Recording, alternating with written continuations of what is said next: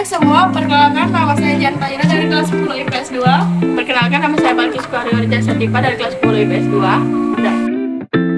Untuk pembelajaran kali ini kami akan menjelaskan tentang skala geologi dan sejarah kehidupan. Skala geologi dan sejarah kehidupan adalah skala waktu geologi yang menyusun suatu periode perkembangan bumi dan kehidupan yang ada di atasnya. Berdasarkan pengertian tersebut, diketahui bahwa skala geologi dan sejarah kehidupan di bumi dibagi menjadi beberapa masa, yaitu ada masa Arkaiozoikum, masa Proterozoikum, masa Paleozoikum, masa Mesozoikum, dan masa Kenozoikum.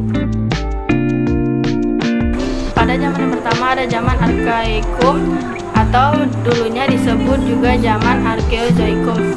Zaman Arkeozoikum adalah suatu eon geologi sebelum Proterozoikum yang berakhir 2,5 miliar tahun yang lalu. Batas ini tidak ditentukan secara stratigrafi melainkan secara kronometri.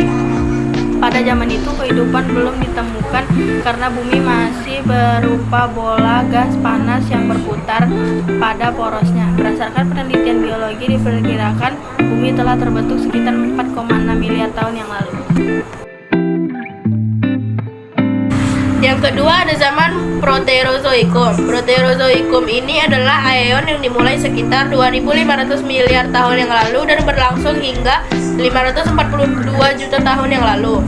Selama periode waktu ini terjadi perubahan transendental besar terjadi di planet bumi. Sekarang kita akan membahas tentang zaman Paleozoikum. Zaman Paleozoikum dibagi menjadi pertama masa Kambrium. Zaman ini ditandai oleh adanya endapan-endapan yang mengandung jasa-jasa fosil yang telah mencapai tingkat perkembangan yang tinggi. Dua, masa Silur. Banyak kelompok hewan yang baru muncul dari zaman Silur. Di antaranya yang terpenting adalah vertebrata atau hewan bertulang belakang. Yang ketiga ada masa Devon. Masa ini mencirikan munculnya tumbuhan darah dan hewan bertulang belakang. Periode Devon terbagi menjadi tiga, yaitu Devon atas, Devon bawah, dan Devon tengah. Pada masa Devon banyak ditemukan lapisan-lapisan endapan daratan yang luas di sungai-sungai atau danau. Pada masa Devon keadaan iklim sangat panas. Yang keempat ada masa Karbon. Masa ini ditandai dengan terbentuknya sejumlah besar karbon bebas di berbagai bagian dunia. Pada masa Karbon ini terjadi pembentukan pegunungan. Beberapa jenis amfibi mengalami perkembangan pesat pada masa Karbon. Yang terakhir ada masa Perm. Pada masa ini benua Pangea telah terbentuk dan terjadi kondisi iklim yang ekstrim, berupa iklim dingin dan kering di beberapa wilayah bagian selatan, serta iklim panas dengan fluktuasi kondisi basah dan kering di bagian utara. Tumbuhan yang dominan umumnya berupa konifer, tumbuhan baku, dan tumbuhan yang tahan kekeringan. Setelah membahas tentang zaman Paleozoikum, sekarang ada zaman Mesozoikum. Keadaan iklim pada waktu bersifat panas dan basah. Pada zaman ini mulai berkembang tumbuhan berdaun lebar, hewan merlata, amfibi, ikan, dan mamalia pertama. Pada zaman terakhir ada zaman Kenozoikum. Zaman ini diperkirakan berusia sekitar 65 juta sampai 50 juta tahun. Keadaan bumi semakin membaik, perubahan cuaca tidak begitu besar sehingga kondisinya lebih stabil dan kehidupan berkembang dengan pesat. Yang pertama masa Tersier atau Eosen, Oligosen, dan Pleistosen. Zaman ini ditandai berkurangnya jenis-jenis binatang besar dan telah hidup jenis-jenis binatang menyusui, yaitu kera dan monyet.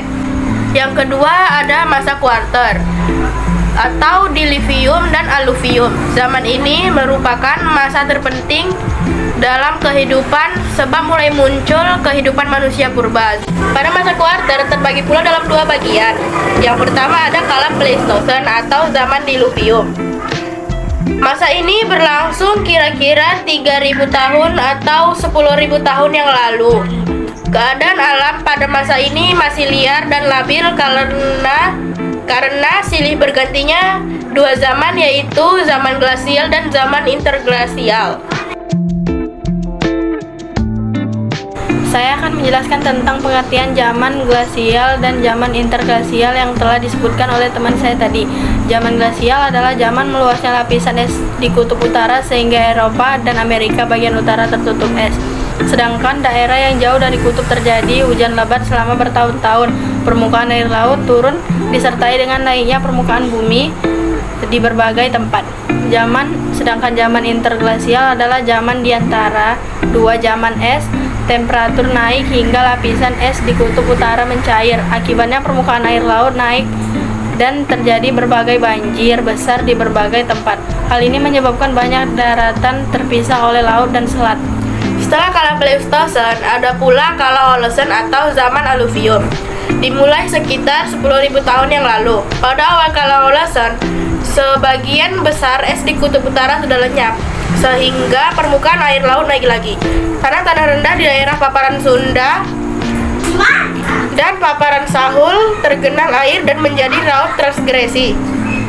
Dengan demikian muncullah pulau-pulau di Nusantara. Pada masa ini hidup manusia yang disebut Homo sapiens atau manusia cerdas. Pada masa ini juga mulai muncul nenek moyang kita sekarang ini dan mulailah terjadi perkembangan kebudayaan manusia yang pesat. Sebelum video pembelajaran ini kami akhiri, Jika ada kurangnya kami berdua mohon maaf. semoga materi ini dapat mudah kalian pahami. Terima kasih, bye-bye.